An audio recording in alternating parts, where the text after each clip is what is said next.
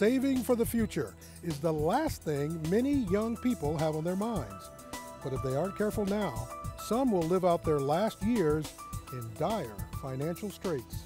I would love to save money, but literally every paycheck that I get goes to school. Economizing and investing, straight ahead on Equal Time.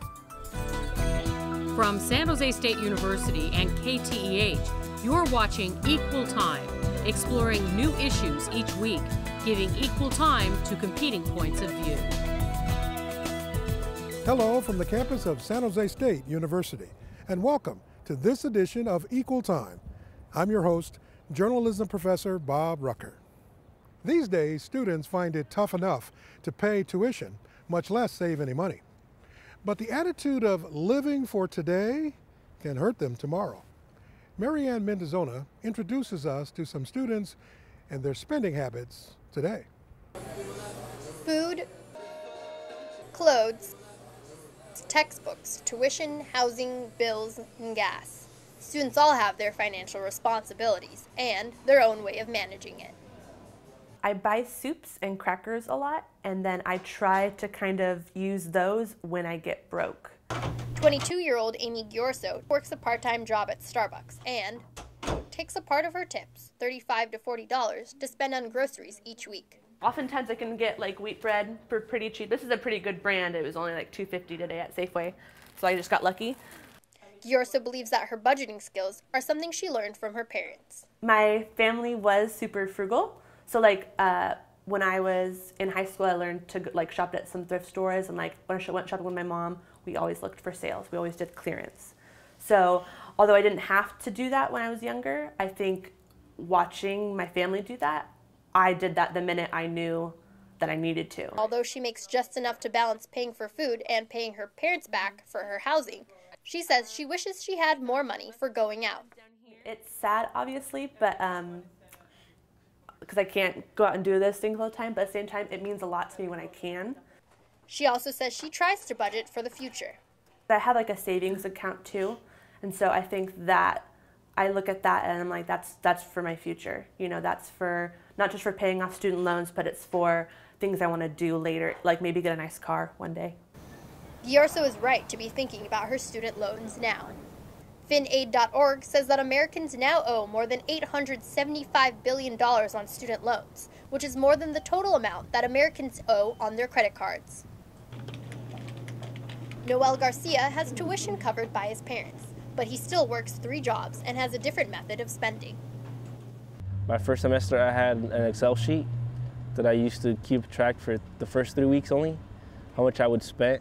That was, for example, buying juice, soda, food, or even gas. I would write it down on an Excel sheet. Hello, welcome to Junkers. How can I help you? Nowadays, he has a more simple approach.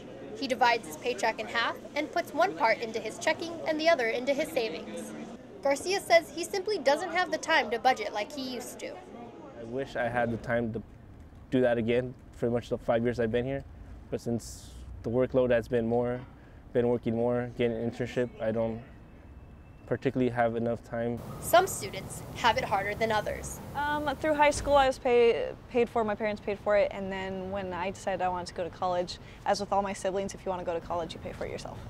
Tracy Loretz is about to graduate with a broadcast journalism degree. She lives at home for free, but besides that, she's completely financially independent and manages her own money. I have an app on my phone that I check daily, and I log into my online banking every day. But Loretz wasn't always so responsible. I was conscious of money as a kid, but with my family, because they were so conscious of it, I went through a time where I would just blow it all. I would love to save money, but literally every paycheck that I get goes to school. So no money has been saved. It goes to tuition or it goes to the expenses around it. She says she knows she has missed out on some of the traditional college experience. It's the ideal situation. I mean, it's great for them, but it can be very frustrating at times because they like to insist how strapped for cash they are, and I look at them and wonder, how are you strapped for cash when you're paid for? It's a mystery to me. A mystery that many students wrestle with. Where exactly is their money going, and more importantly, where should it go? When we come back, we'll take a look at a San Jose State University professor who's trying to give his students a peek at the future. So it's really, really critical that you begin to plan now for your future. A class offers lessons in saving and investing, and a warning. We'll look at ways that a penny saved can yield big bucks in the long run when Equal Time returns.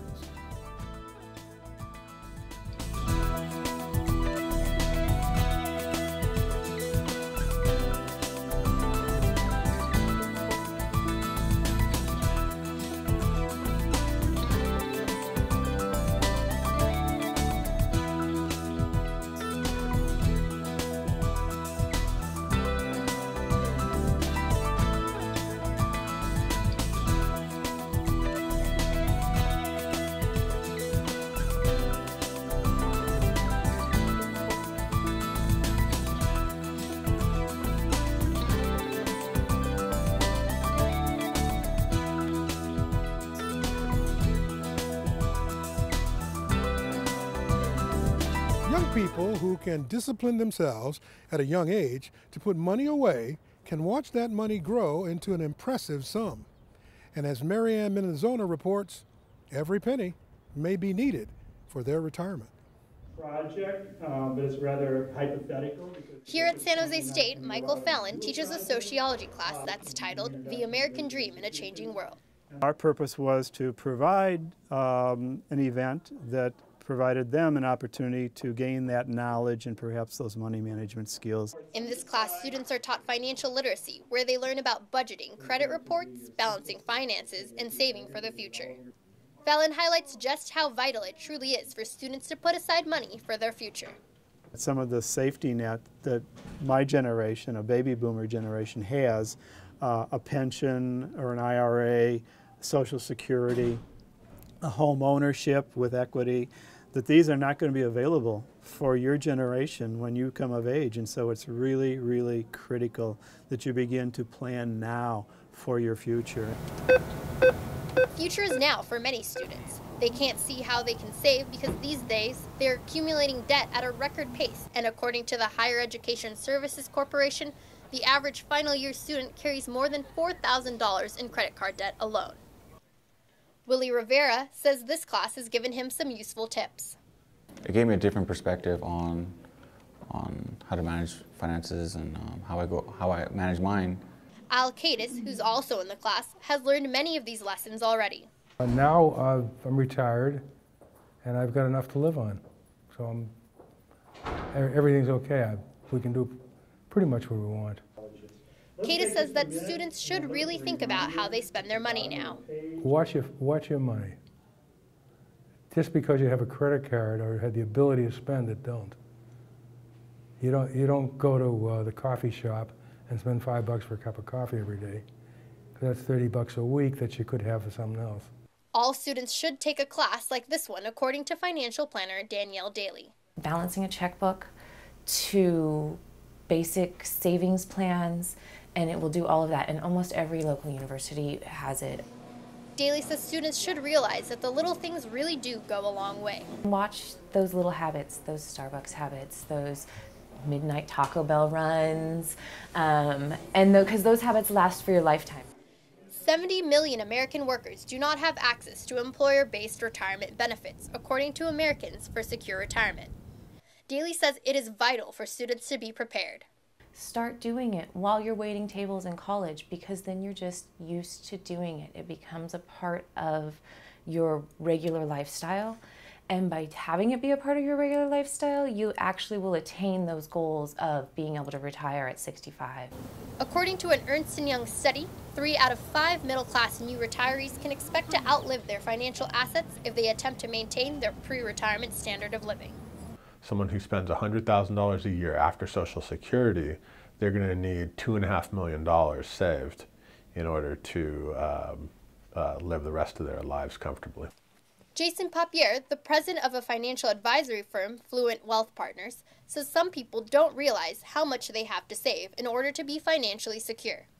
So people just aren't saving as much as they used to. The problem that causes is two things. First of all, they're not saving as much money. Second of all, they're used to living a more extravagant lifestyle. In order to save enough, Papier says students should start thinking about retirement. I suggest that students are going to have to wait until they get a full-time job, and then once they get a full-time job, they're going to have to think immediately about retirement. Sally Pera is a client at Papier's firm. She is the CEO of a nonprofit organization called the Association for Corporate Growth. She says she's seen her money grow through wise investments over the years. I could retire if I wanted to. I really don't want to right now, but I do have that option, and I feel that I've probably done some things to make that work. Pera says her spending choices really benefited her. When my children were young and I was a single parent, we didn't spend a lot of money on frivolous things, and I consider a lot of those things frivolous.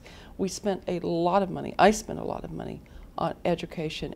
The bottom line is just start saving now. You might save $30 a month to start with, and then you get a raise and you're saving $100 a month, and pretty soon you're saving $1,000 a month, and pretty soon you're saving $1,200 a month. And so now you're saving the maximum, and you do that over your whole lifetime, you'll have plenty of money to retire. When we come back, we'll sit down with experts and students to see how the money is adding up when Equal Time returns.